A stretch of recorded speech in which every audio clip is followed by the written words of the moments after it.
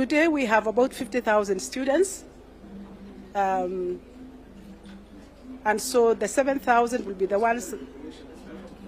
Yeah. This program is going to support our STEM transformation. Yes. Of 7,000. Of 7,000. Yes.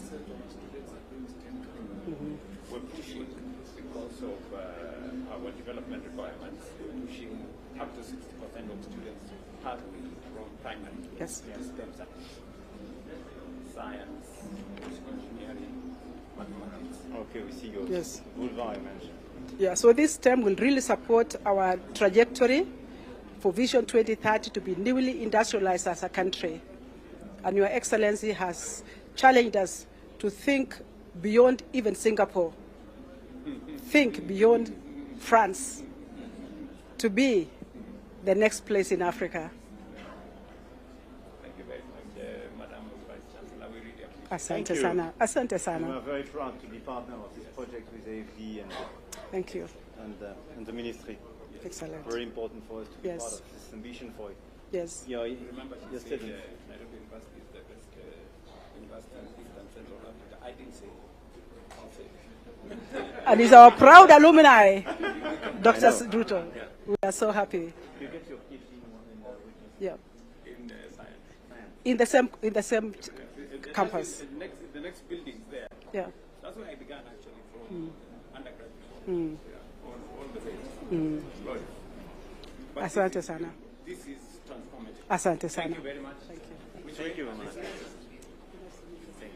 Thank you. Thank you, Madam. Yes. Yes. Oh, thank you. Thank you so much.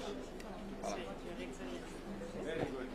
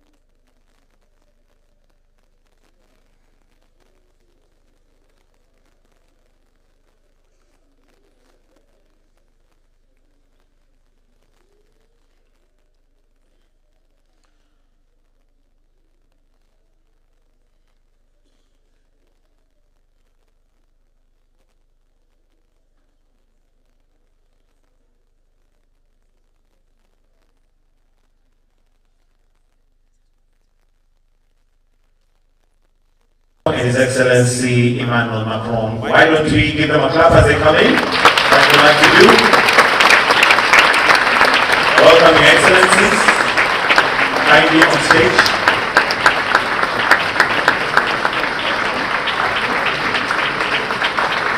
Welcome, Your Excellencies. We shall request that as we face the podium, we shall start with the anthems. We shall start with the France national anthem, followed by the Kenyan anthem. The anthems.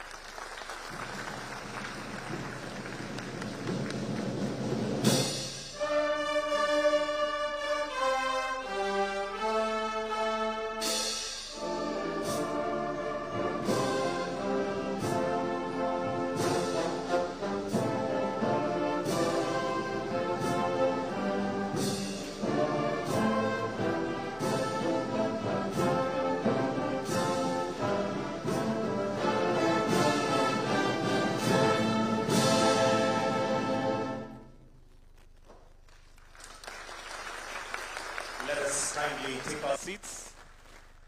Your Excellencies, for a moment there with the national anthems, it sounded like we were in a concert, hence the claps. Your Excellency, Dr. William Samoei Ruto, President of Kenya, Your Excellency, President Emmanuel Macron. This morning, allow me to start off the program with inviting Professor Patrick to do a very brief welcome to the university before we start our panel discussions. Professor Patrick, kindly if you can come and just do the quick welcoming remarks. Let's welcome him with a clap, please. Professor, welcome. Youthquake. For the young people in the audience, 3 things. 1, did you know every single month across Africa, 1 million young people like yourself come to the labor market? Youthquake. Number 2, did you know that only 1 of 4 of those 1 million people coming to the labor market finds a formal job? Youthquake.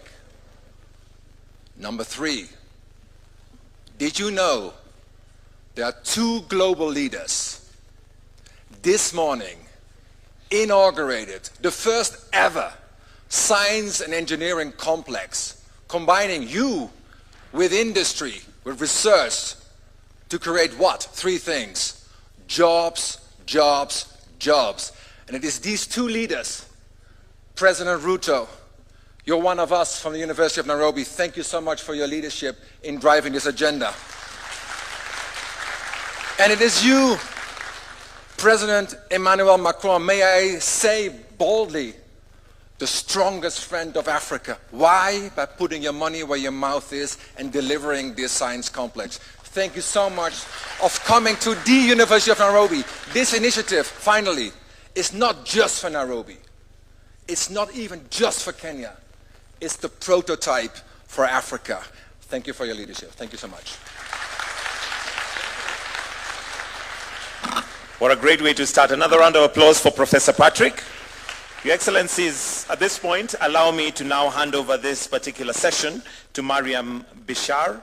Mariam is a media personality and journalist who connects with Kenya's young audience and has experience moderating. A clap for her, please, as she comes now to take over the session.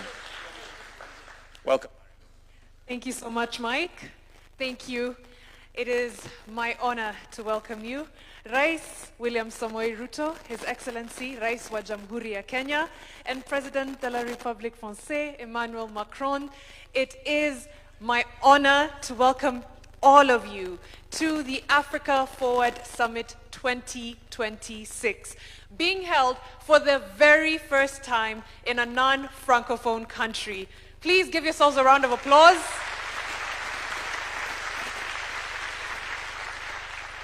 This is an immersive gathering of 30+ heads of state, 1,500+ business leaders from across the globe. But most importantly, it is also a gathering of the people that make up more than 70% of this magnifique continent we call home, young people. So over the next few days, we are going to learn, interact, network, to basically get a feel of the African continent and how it relates to France, how it relates to the world, how it relates to the West. We are breaking barriers. I hear people say that the world is no longer facing east or west, it is facing south. And I think it's time that we take our place and we act as such, right? Yes. The theme this year is Future Makers. And I like the idea of future makers. I also like to think that the future is quite possibly in the present. How many people have been told you are the leaders of the future? Ever? Show of hands. Yeah. Has the future come? Yes? Yes? The future is here, right? I think the future is now, and we are future makers. It is our work to make sure that this continent and that the world interact as one. So over the next few days, I'm hoping you make a friend, you make a business partner, you network with people, you perhaps even find someone to write letters to. I don't know, if we can go back to the olden days. But it is my sincere hope that you have a good time at this summit, and we will have incredibly great conversations over the next hour, especially with President Ruto and President Macron. We'll be discussing AI and innovation, and we'll get to hear from President Ruto, his insights, his expertise, his thoughts on how we can basically use AI for innovation and to make sure that we are not just, like I said, the cog in the wheel that's making AI run in the world, but not gaining anything from it. And from President Macron, he'll be on a panel discussing how we can make sure that African voices are platformed on global stages. Just before the presidents came in, I spoke of the danger of a single story, and a lot of you agreed. You've heard or seen the lecture by Chimamanda Adichie. That means that we cannot be the people who are being written about without owning the narratives, and that even as we have partners across the world, that they are part of our story, that we are collaborating as one. Am I right? Yes. All right. We'll get...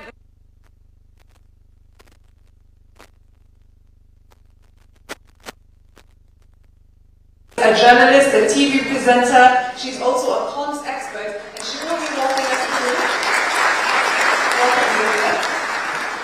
She will be walking us through this panel on AI and innovation. Welcome, Sophia.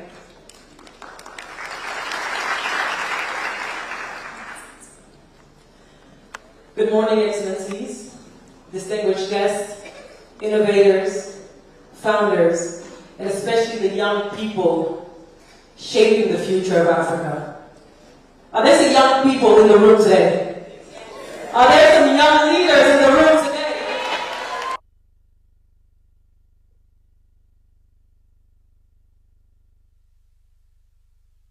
Our time, this is our discussion. My name is Sophia Ida, international host, entrepreneur and founder of Chic Network, which is a platform dedicated to amplifying African and diaspora voices, creativity, and innovation. So it's truly my honor to lead this conversation, talking about a subject that is deeply, deeply important for the future of our continent and the next generations. We're gathered here at a defining moment in history. By 2050, 1 person out of every 4 on Earth will be African. So the question is no longer whether Africa will participate in this technological revolution. The real question is, will Africa help build it? Artificial intelligence is expected to contribute trillions to the global economy in the next decades. While Africa's digital economy will reach nearly 700 billion by 2050. But beyond the numbers, this conversation is about something a lot more human, deeply human. It's about jobs. It's about opportunities, dignity, and sovereignty. Because for the first time in history, with just the help of a laptop, a young person in Nairobi, in Abidjan, in Johannesburg, in Douala, can train AI models in local languages, create solutions for Africa, by Africans with African technologies, can create solutions globally as well from here. This is a first, and we must pay attention to this revolution. So it's safe to say that the future of innovation is not only taking place in Silicon Valley. The future of innovation is taking place right here in Africa, in African cities, African universities, African startups, and by African youth. But this future will require courage. Courage to invest in infrastructure. Courage to trust the young entrepreneurs. Courage for us to no longer consume technology, but becoming builders, owners, and architects of it. And today we're joined by two leaders already helping shape that future. Our first speaker is one of the leading African voices in artificial intelligence today. She's not only building technology, she's helping redefine who shapes the future of AI. Through Amini, she's building sovereign AI infrastructure for Africa and the global south, enabling countries to create value from their own data, talent, and innovation. From Ndivya to Intel to ARM, her career has been dedicated to expanding access to frontier technologies and now to position Africa at the center of AI conversations. Ladies and gentlemen, please help me welcome to the stage the founder and CEO of Amini, Ms. Kate Kalot.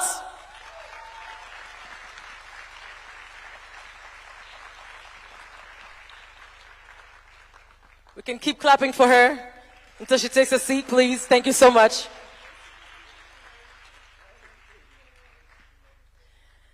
Our second speaker represents a new generation of builders connecting Africa through technology and entrepreneurship. As co-founder of Julaya and president of French Tech Abidjan, he's helping build the financial infrastructure powering African businesses across borders.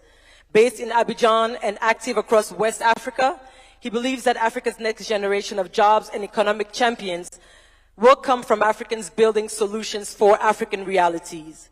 Please put your hands together for Mathias Leopoldi, co-founder of Julaya, president of French Tech Abidjan, and apparently he's a young leader de la French African Foundation. Make some noise for him.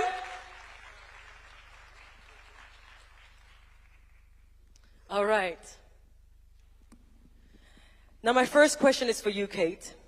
As one of Time's 100 most influential people in AI, what gives you optimism about Africa's positioning in this digital transformation that we're talking about, and what must we do now to become builders of AI instead of consumers of it? Thank you for the question, which I think it's probably the most consequential question Africa is facing today in the age of AI. Builders or consumers? But for me, this question is deeply personal, because I am African. My parents are from the Central African Republic, but I am also French. I was born and raised in Paris. And I spent the past 15 years rising to the top of the big US corporations in AI. But I saw something that was missing. I saw the missing infrastructure for our own builders. So 4 years ago, I decided to come home. And since then, home has been Nairobi.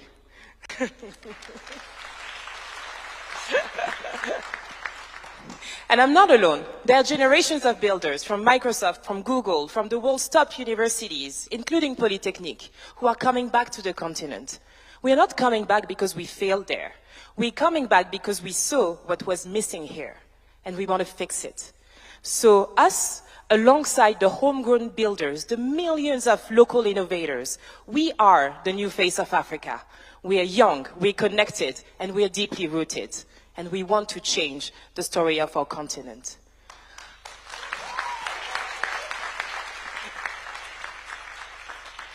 I often get asked why I left NVIDIA at the top of the AI revolution.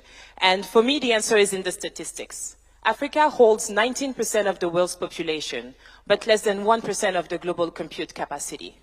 What the stat really means is that builders across many African countries, across Kampala, across Nairobi, across Bangui, are stuck at the bottom of the AI value chain. They are paid to label data and not empowered to build, forced to use and consume systems that were not designed or built by them or for them. But on the flip side, I see an opportunity to rewrite the future for ourselves. And that's why I decided to move to Kenya and found Amini 4 years ago. We transform local data into intelligence that the continent can act upon. We deploy local infrastructure that our governments can own, build, and operate locally. And today, we are very proud to announce a partnership with Foxconn and Bull to close the sovereign compute gap in Africa.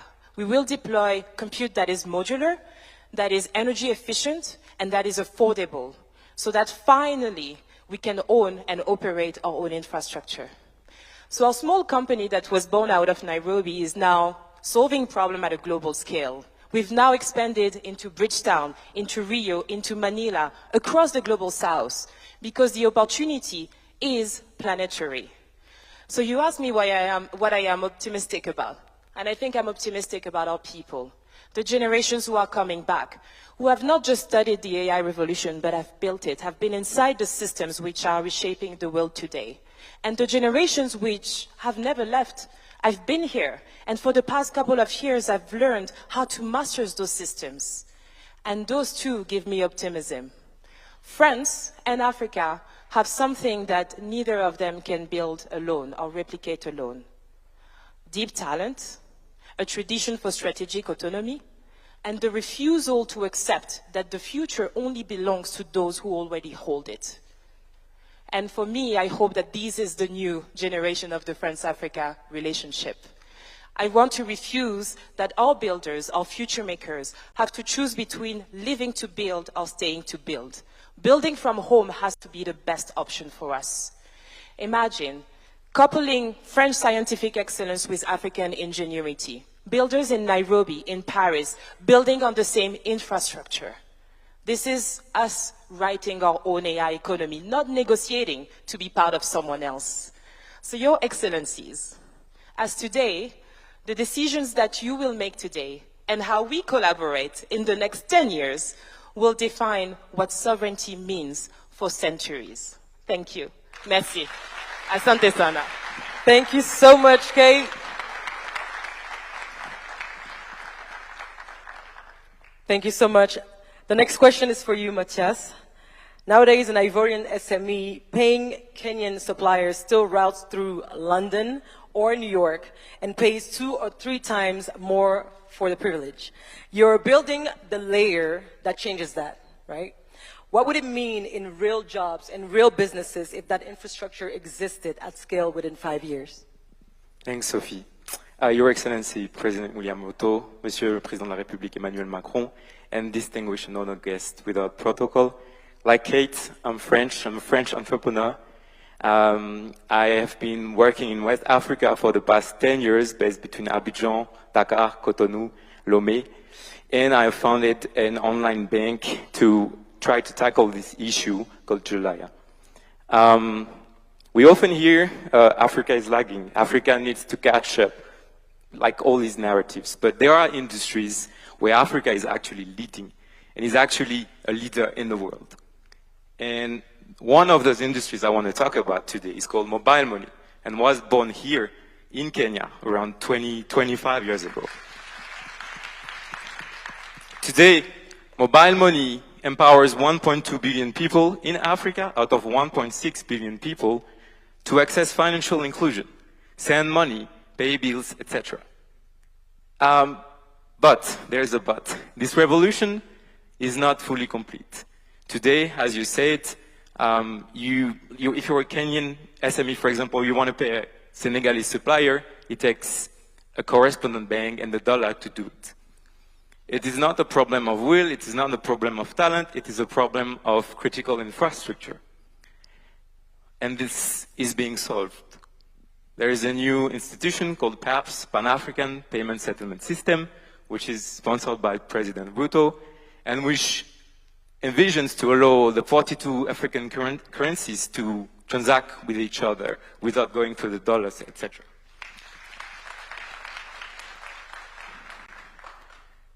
what we envision today as youth is to be part of this revolution. And all the young leaders in this panel and in the room, we want to be part of the economic growth that will involve and that will follow this revolution. So I want to say, like, with the backing of the right banks like Proparco, BPI France, the African Development Bank, and also with the backing of the right support organization, ecosystem organization, we can make this revolution happen. And I'm one of those examples. I've benefited from this funding, I've benefited from this support, and I want to tell, and with the approval from the presidents, that this is what awaits the youth today, and this is what we need to seize today. Thank you. Thank you so much, Matthias. Now, Excellency Mr. President Ruto, Africa's greatest resource is not buried underground. As you can see, is the talent, is the creativity and the ambition of young people. We've spoken today about artificial intelligence, digital infrastructure, entrepreneurship, and financial innovation. But for millions of young Africans listening, the question is ultimately very simple. Will this technological revolution create opportunities they can actually access? So my final question to you is, what must African governments do differently, starting now, to ensure that the next generation of African innovators, engineers, creators, and entrepreneurs are able to fulfill their full potential, allowing them to build globally competitive companies and careers right here in Africa? Thank you very much. And congratulations, Kate, and my good friend Matthias. Listening to you is, breath of fresh air. I mean, I could relate with everything that you said. But let me say this. For us to be able to be future ready, and I'm happy to know this morning, I am among the people who have been saying I'm neither facing west or east, I'm facing forward. But now you're telling me forward is south. So I will improve. I will now know what to say. Now, two things. One, infrastructure. And two, knowledge. Let me start with the first one. There is every reason why we should have the right knowledge acquisition. We need to fine-tune the whole ecosystem around education. In Kenya, we have had to review the education system and to make it competence-based. There was a time we were teaching and the education was about academics and what you can cram and what you can regurgitate and what you can do. Today, we are changing that to be much more experiential, so that we get more skills, we get more competencies, and that is why 60% of our education is now targeted to STEM subjects that will inform what these two great young leaders are talking about. We have had to invest more in education, making sure that they have the right education, they have the right skills, they have the right competencies so that they can participate meaningfully. Number two is infrastructure, digital infrastructure, making sure that we have fiber optic across our countries, making sure that it is accessible, creating spaces where entrepreneurs, creatives, young people can undertake their assignments, their aspirations, and drive what these two good people have been saying. In Kenya, apart from reforming the education system, putting more money in and realigning education so that it speaks to the requirements of the now, we are also investing in digital infrastructure, fiber optic.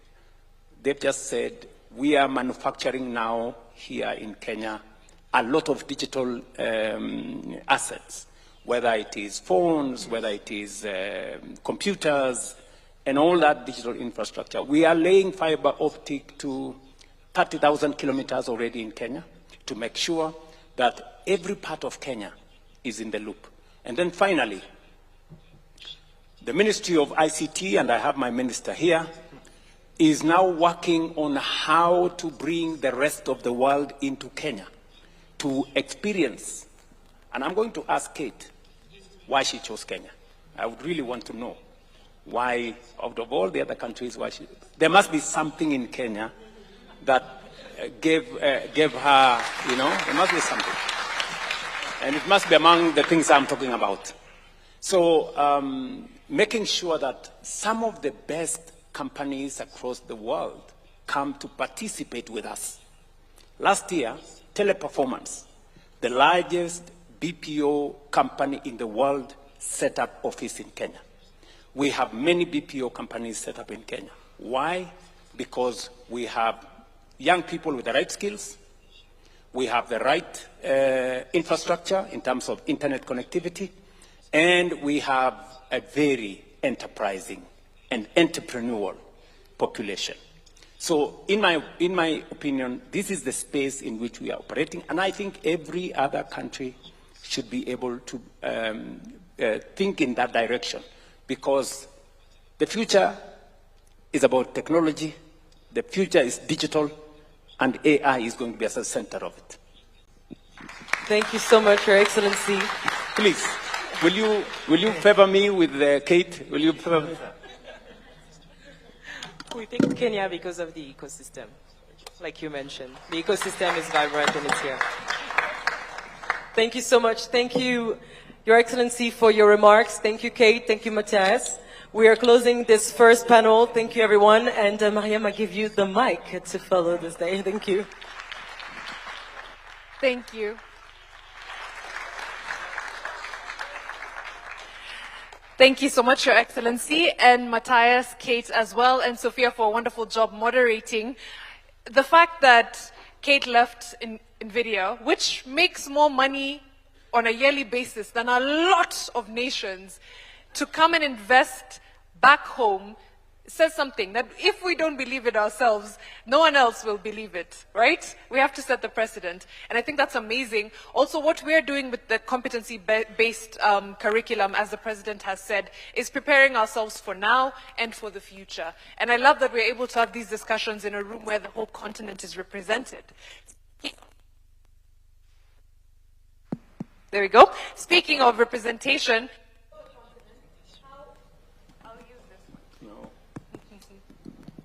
okay, I think we're back. Thank you, President Macron. Speaking of representation for the continent, the fact that we get to tell our own stories is also incredibly important. How we platform ourselves across the world, how we are listened to, how we are viewed, how we are perceived. That's what we're talking about in this next panel. And we will have the moderator being Aisha Toure, who is the CEO of Orange Sierra Leone. Please give Aisha a big round of applause.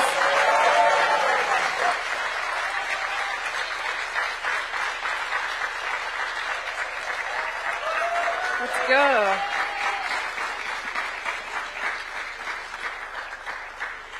And of course, His Excellency President Macron will be on her panel as well. Let me hand over to you, Aisha.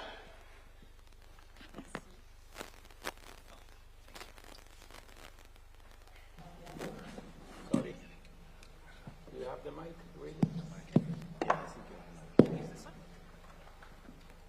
Merci, Mariam. Leurs Excellences, Monsieur Emmanuel Macron, Président de la République française, Monsieur William Ruto, Président de la République du Kenya, merci de nous offrir ce moment. Bonjour à toutes et à tous. Je m'appelle Aïcha Touré, directrice générale d'Orange Sierra Leone. Je évolué entre la France, le Royaume-Uni, les États-Unis et maintenant la Sierra Leone. Je sais ce que signifie naviguer entre plusieurs cultures et apprendre à en faire une force.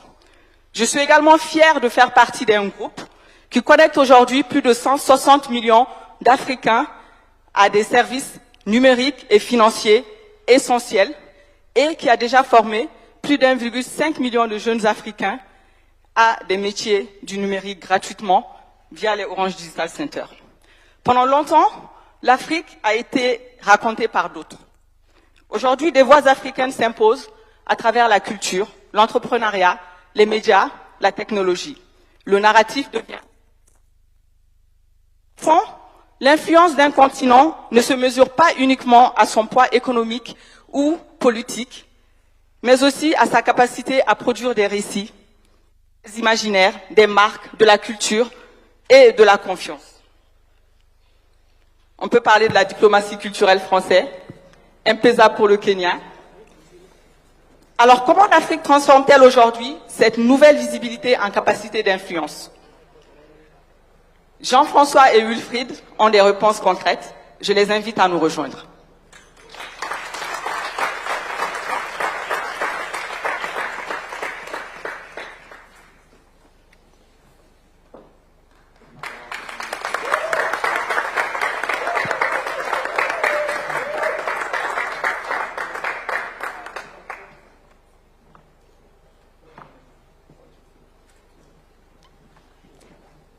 Jean-Wilfried Kemajou travaille depuis plusieurs années au rayonnement du continent africain à l'international. Il est notamment l'un des principaux architectes de la marque Bénin, un monde de...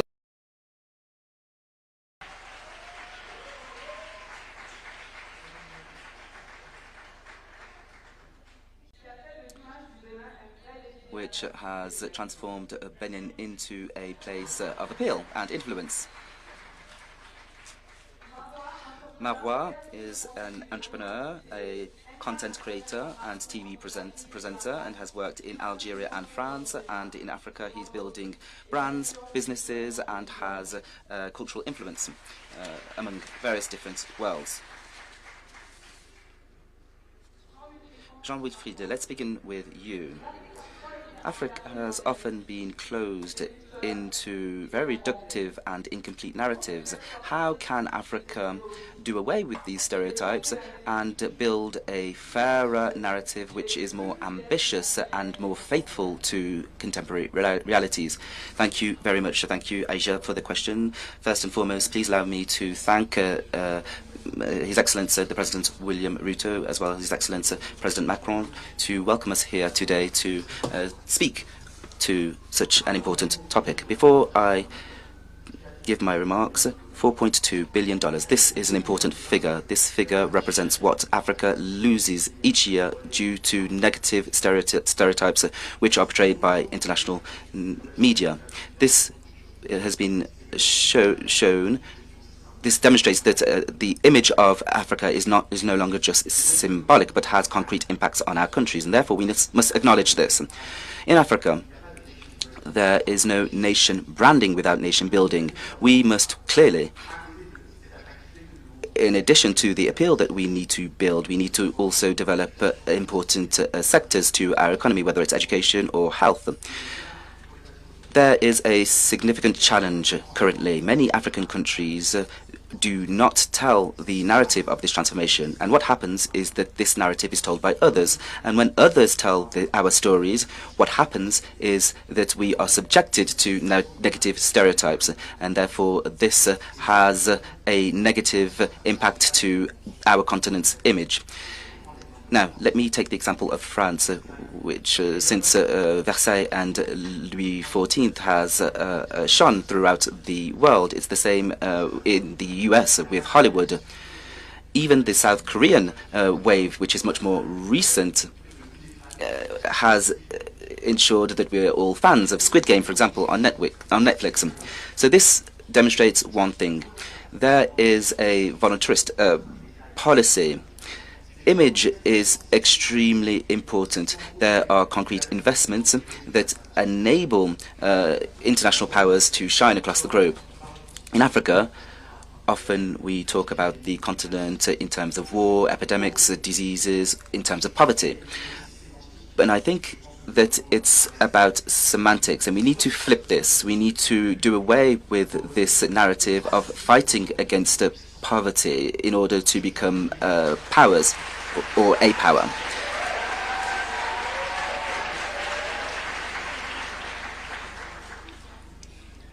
I sincerely believe that African countries can be cultural powers, technological powers, economic powers, and this narrative has already begun. Africa is not just the continent of the future, but the continent of the present. Therefore, I would also like to share a personal experience. Benin, for a number of years, has been transforming, and in Benin, the country has sought to do away with this negative stereotype. Often we talk about voodoo and witchcraft, etc. Well, this is the result of the years of, or centuries of these negative stereotypes. Voodoo is part of us. However, Patrice Talon made the choice to claim this very valuable heritage. I'd like to give you a concrete example. There is a gathering on voodoo.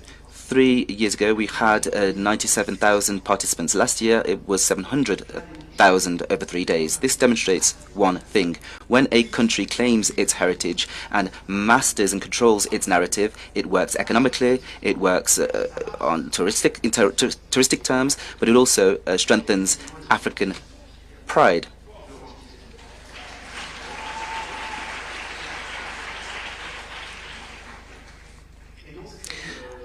Therefore, I would say that this example enables me to answer your question as it relates to solutions. And here, in the presence of the heads of state, I would like to share a very concrete proposal that I was lucky to share a few years ago, and that is to create the Africa brand. I think the time has come for us to have a brand, an African brand, because our continent must work on its appeal. This brand, in my opinion, needs to be in line with the Agenda 2063, and this brand must also be associated with financial. This will our narrative and to add value to our continent internationally. Thank you very much.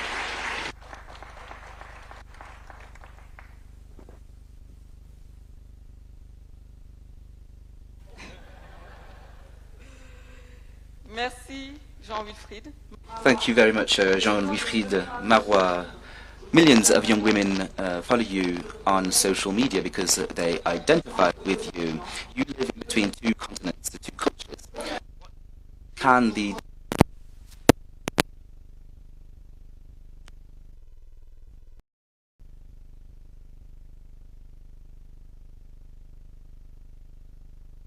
beaucoup Aïcha pour cette question. Avant ça, permettez-moi de remercier l'organisation pour l'invitation, l'Assemblée ici présente et bien évidemment Monsieur le Président William Ruto et Monsieur le Président Emmanuel Macron pour être à l'initiative de ce lien France-Afrique. Sachez que c'est extrêmement intimidant d'être à côté de vous, mais c'est évidemment un honneur. Cet événement a une symbolique très forte pour moi en étant jeune femme algérienne, issue de la diaspora algérienne, et pouvoir aujourd'hui représenter la jeunesse issue de la diaspora nord-africaine, c'est un réel honneur sur ce panel. Pardon, je suis un petit peu stressée. Oh là là.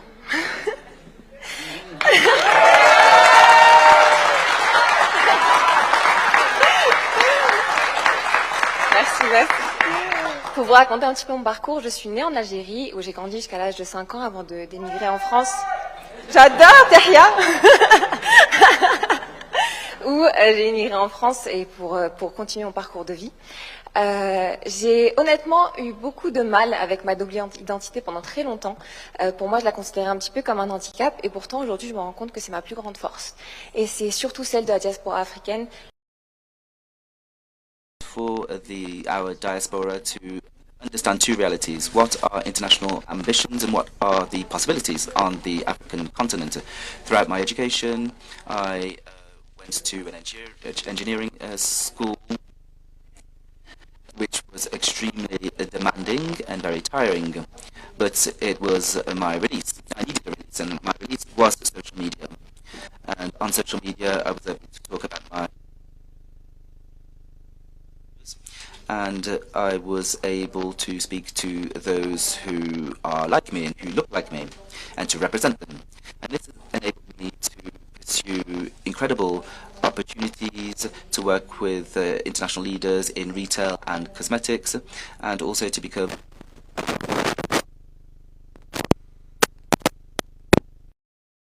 j'ai toujours ressenti un vide et une volonté très très forte de devenir une valeur ajoutée pour mon pays natal, l'Algérie.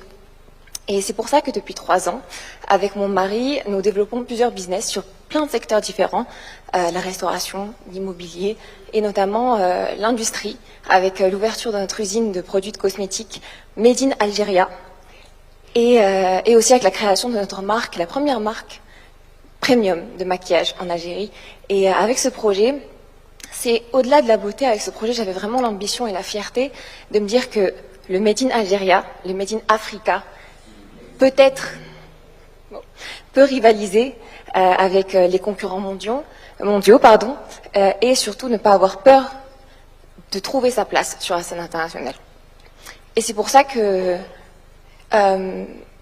j'ai voulu me dire que aussi à notre échelle, avec mon mari, de participer à l'économie locale, créer, investir, créer des emplois et avoir une vraie valeur ajoutée économiquement parlant, et avoir cette ambition d'exporter avec des normes européennes.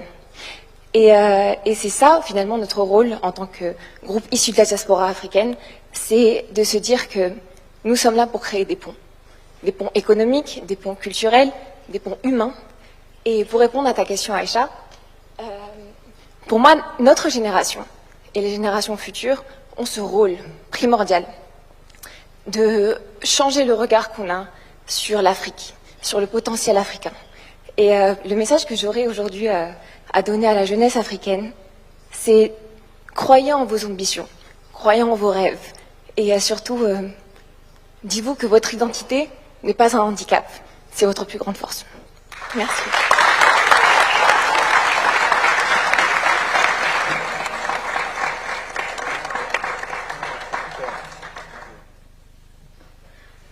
Merci. Croire en ses rêves, croire en son identité. Monsieur le Président, Jean-Wilfried et Marois viennent de montrer qu'une nouvelle génération africaine construit ses propres récits, ses propres marques, sa propre influence. Dans cette salle, nous avons des innovateurs, des entrepreneurs, des créateurs. Quel est votre message à cette génération ?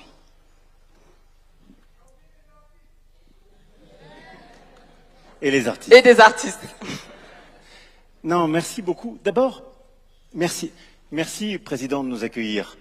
Pas simplement à Nairobi, mais dans ton alma mater et dans ton université.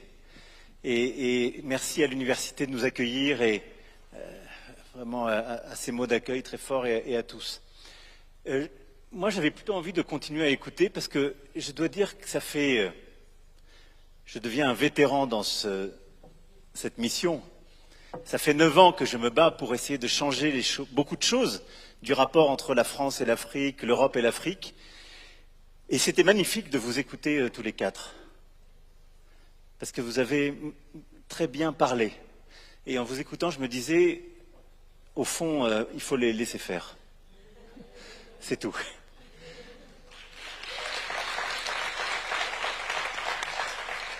Mais plus sérieusement, je trouve que la bataille qu'on a, je vais vous dire quelques convictions. La première chose, pourquoi il fallait changer ce continent. Normalement, ce type de sommet aurait commencé par une rencontre entre les dirigeants français et africains, ou européens africains, et les dirigeants européens, français, seraient venus et auraient expliqué aux dirigeants africains, et après peut-être à la société civile, vaguement, on a bien regardé votre situation, voilà ce qui est bon pour vous, on va vous aider.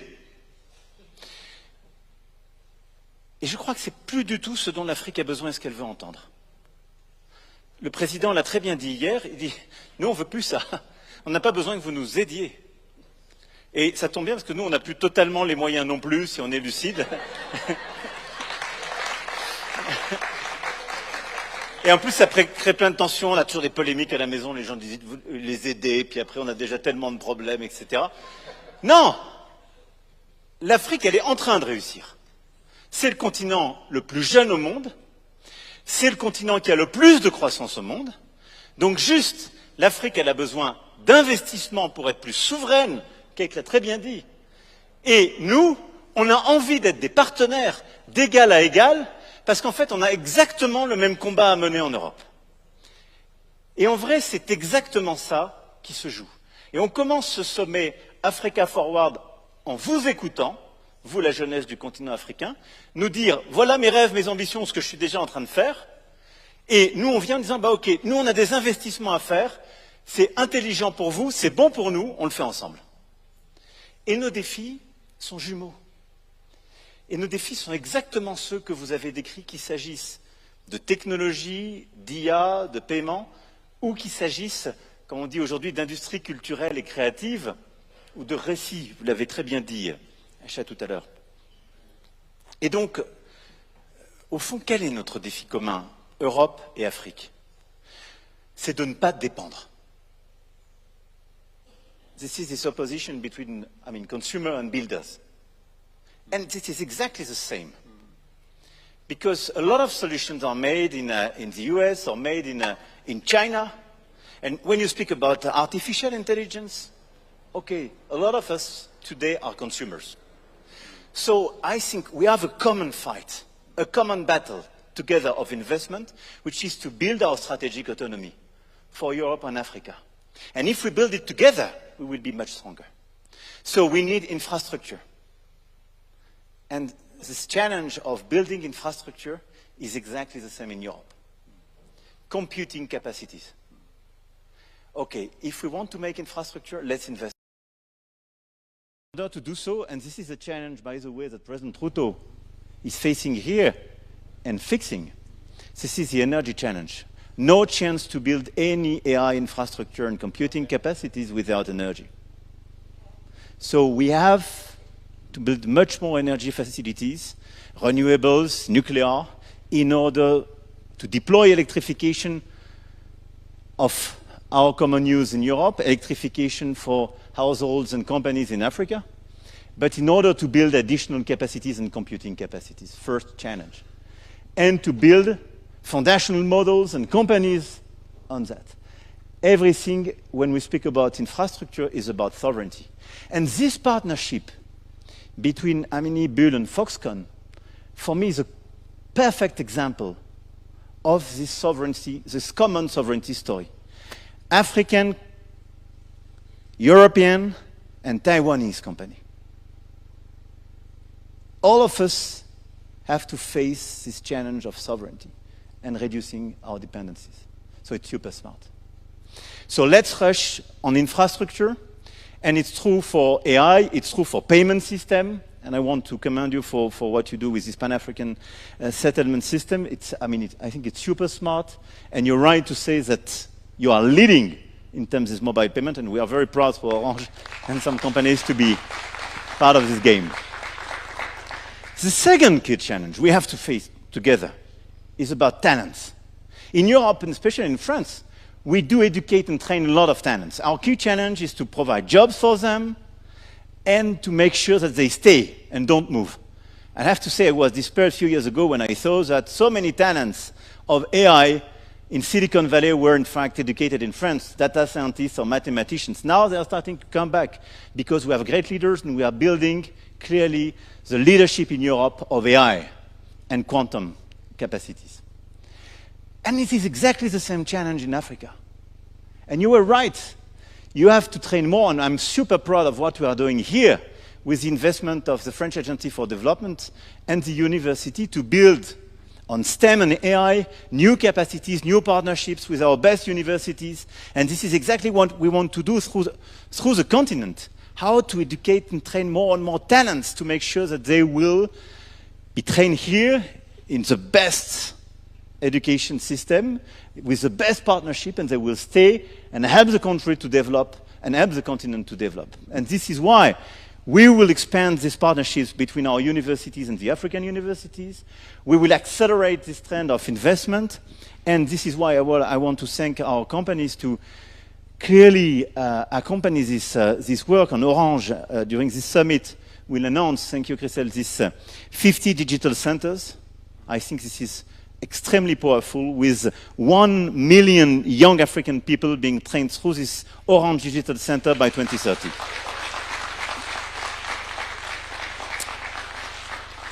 And a few years ago, we built Digital Africa, whose objective is to connect digital ecosystems.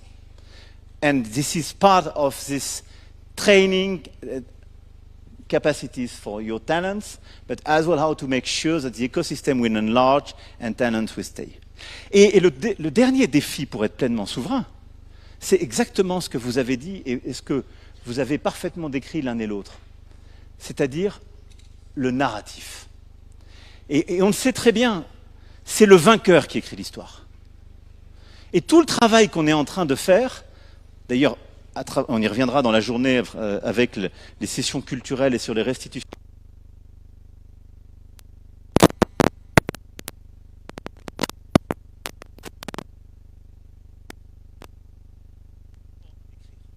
But there's also a contemporary narrative to write, and this can... En tout cas, s'il n'est pas fait par les Africaines et les Africains, il n'y a aucune chance que cette histoire soit la bonne.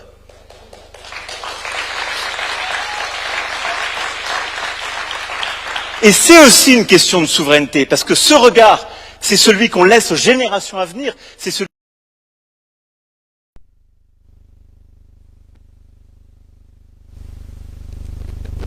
This will give you a greater ability to forge ahead. If you have the right narrative, then you will appeal to people who wish to take part. It's about soft power. So it's just as important as infrastructure and talent. You have to have the right narrative, and this narrative enables us to ensure that culture, technology, and the economy are taken as one. However, it's important for this narrative to be written by Africans, and if this is done, then it will have... And that's why I'm extremely impressed by the example of Benin. Remarquable, qui est passé par la culture et par l'économie, mais je suis, moi, très impressionné par ce que le continent est en train de faire. Et au fond, il y a un panafricanisme positif. J'ai adoré ce que vous avez dit sur la marque, mais on a souvent mis le panafricanisme autour de discours qui étaient très négatifs, revendicatifs, un peu revanchards, un peu anti-ceci ou cela. Il y a un panafricanisme qui est celui de votre génération, qui est positif, qui veut juste conquérir tout, bâtir son continent, soulever ses défis, attirer les investissements du monde entier et dire « Moi, je suis là, j'ai envie de bâtir, j'ai pas envie qu'on m'impose des solutions qui viennent d'ailleurs. Je veux développer mon pays, mon continent et choisir. »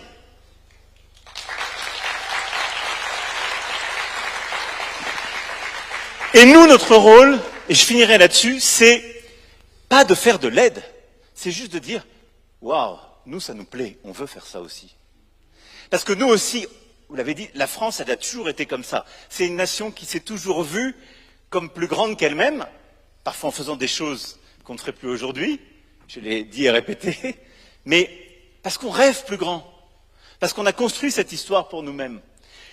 Et moi, c'est ce qui fait qu'il y a deux raisons qui font qu'on a envie d'être avec vous aujourd'hui et que ce sommet est très important pour nous. La première, on veut...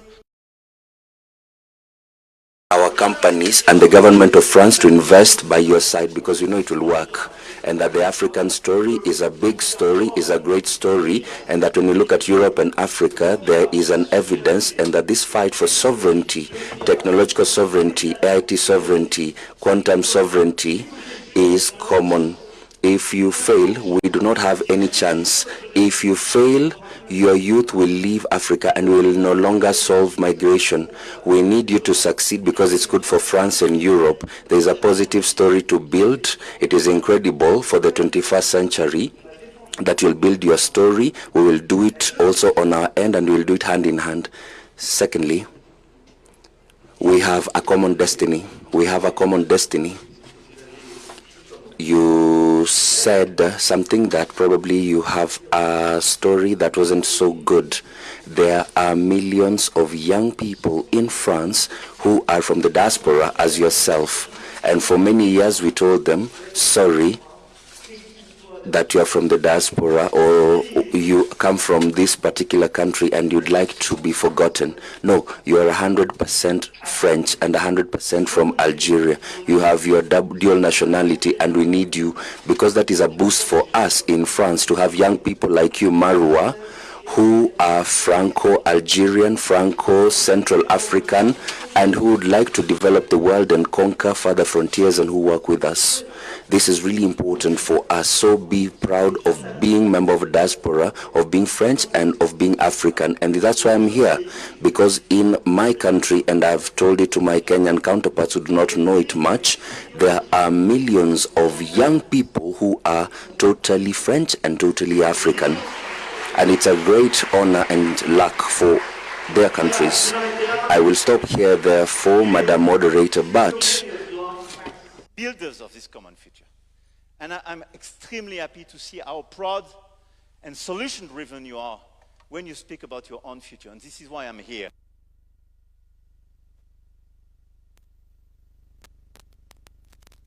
I am a leader of a country who wants to be part of that, who wants to invest here, who is very proud of our own past and future. But this partnership, this balanced, generous, lucid, and equal partnership is precisely how we will frame and build our common future. Thank you.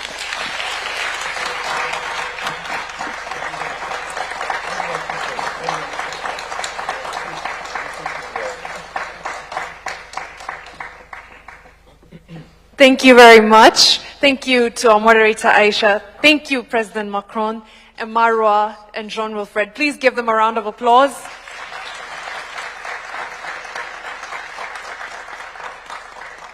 And I love the emphasis, President Macron, on the fact that you can be both, that it doesn't have to be one or the other, and this emphasis on sovereignty as well.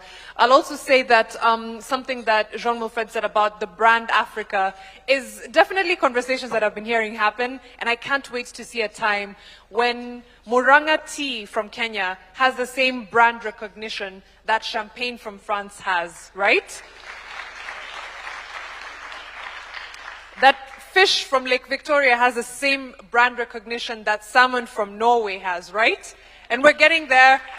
We will get there if we continue to have these conversations, but also get something tangible out of them. I know the fear of summits sometimes is that it's talk and talk and talk and there's nothing concrete, but there will be concrete action points from this Africa Forward Summit, and I think that's an amazing thing. We're just about to get into a presentation on a white paper about Africa and innovation in democracy. But before we go there, I think music is something that brings people together, and if there is a song that I feel brings France and Kenya together, and the continent as a whole, is Premier Gawo. Anyone heard it? Mr. DJ, I think we just need a little taste of Premier Gawo.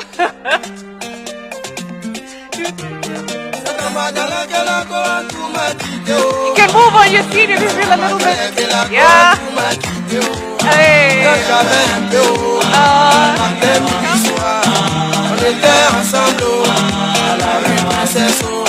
Alright, thank you, Mr. D. Okay, oh, we're ready to dance. Okay, let's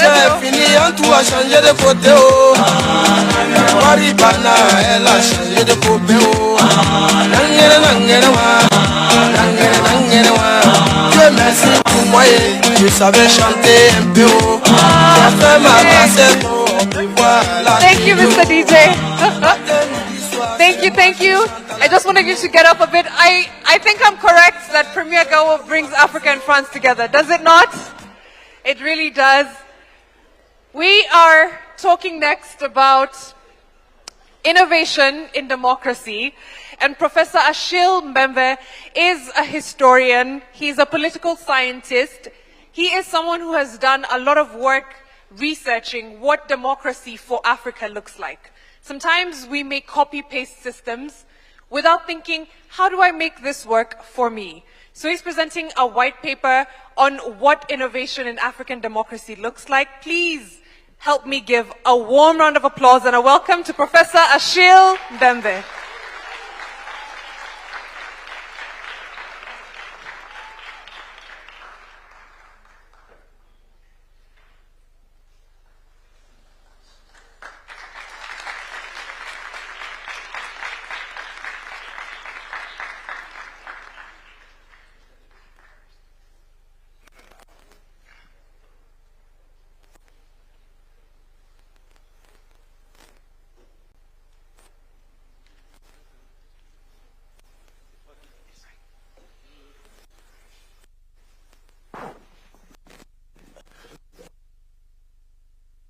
some formal remarks, but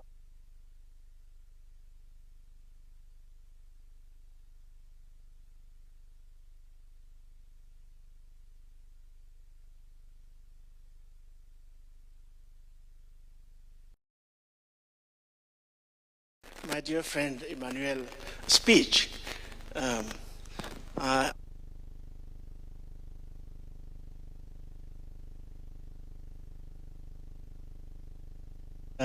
In an African country. So, I knew, I have seen him in action a few times, and I'm very happy that I was able to witness the same energy, the same intelligence, and the same commitment to our continent and to the idea of a common world. He ended with that. I was also delighted to listen to President Ruto and to hear about the efforts he has been engaged in making of Kenya a place where no African feel like a stranger.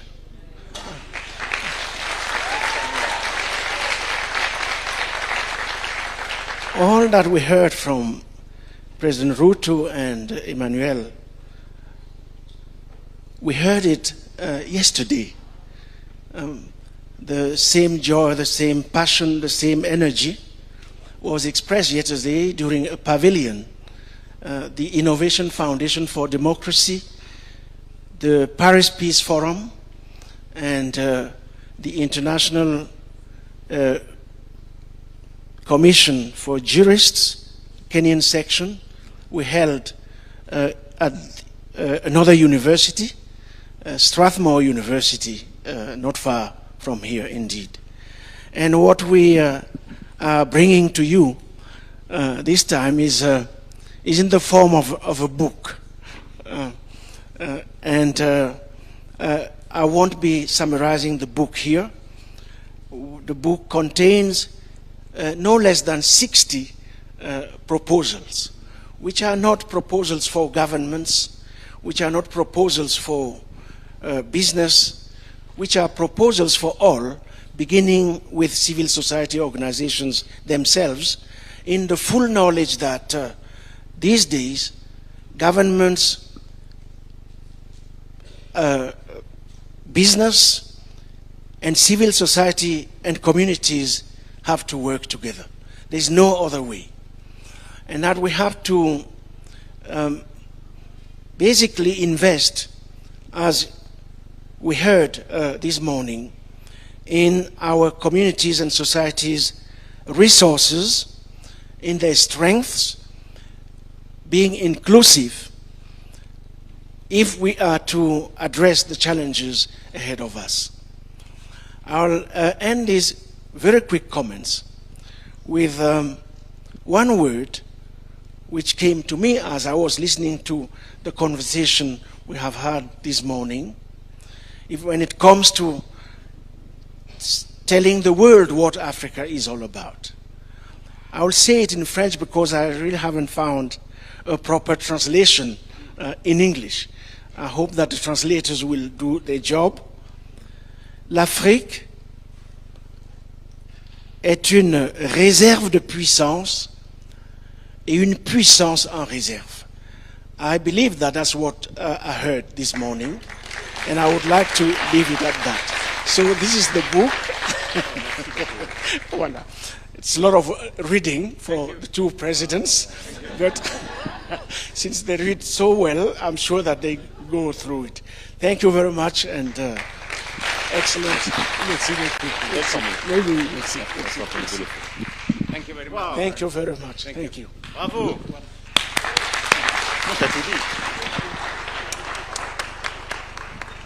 Thank you so much, Professor Ashil. Thank you. Please give him a round of applause.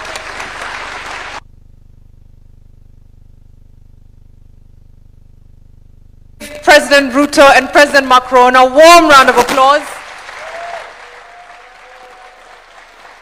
for co-hosting this summit This is just the beginning. This is day one. I cannot wait to see what the next 2 days bring.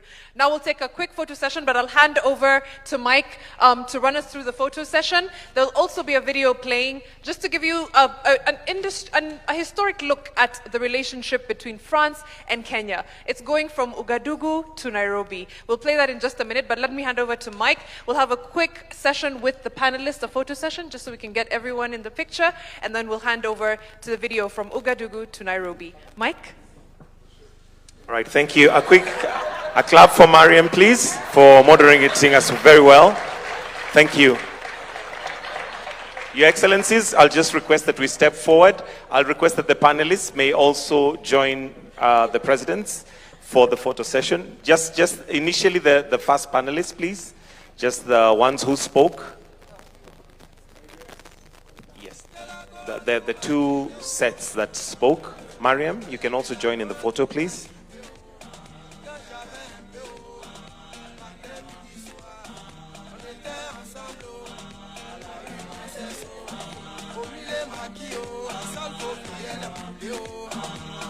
Try not to dance so that we can get the picture.